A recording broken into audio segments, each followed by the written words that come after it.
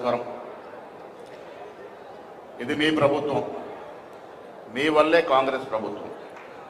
రైతులు ఓటేశారు కాబట్టి కాంగ్రెస్ పార్టీ రాష్ట్రంలో అధికారంలోకి వచ్చింది. మీరు చూసుకుంటే గ్రామీణ ప్రాంతాల్లో కాంగ్రెస్కి వచ్చిన సీట్ల సంఖ్య అర్బన్ ప్రాంతాల్లోకి వచ్చిన ఎక్కువగా ఉంది. కాబట్టి దానికి కారణం ఈ పచ్చ చొక్కా రైతులు కాంగ్రెస్ను ఎత్తుకున్నారు. కాబట్టి ఇవాళ రాష్ట్రంలో కాంగ్రెస్ పార్టీ అధికారంలోకి వచ్చింది. రేవంత్ రెడ్డి గారు ముఖ్యమంత్రి అయినారు.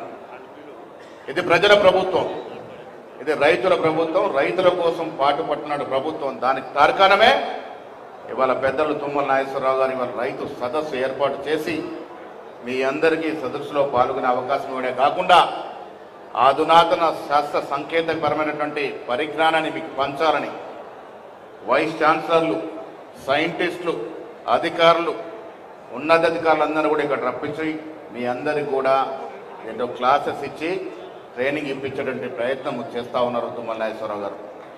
నేను పొద్దున్నే కోరుతా ఉన్నాను, మంత్రులు ఎమ్మెల్యేలు విదేశాలకు పోవడం కాదు, రైతుల్ని తీసుకెళ్ళండి. మంత్రి గారు విదేశాలకు తీసుకెళ్ళండి రైతుల్ని.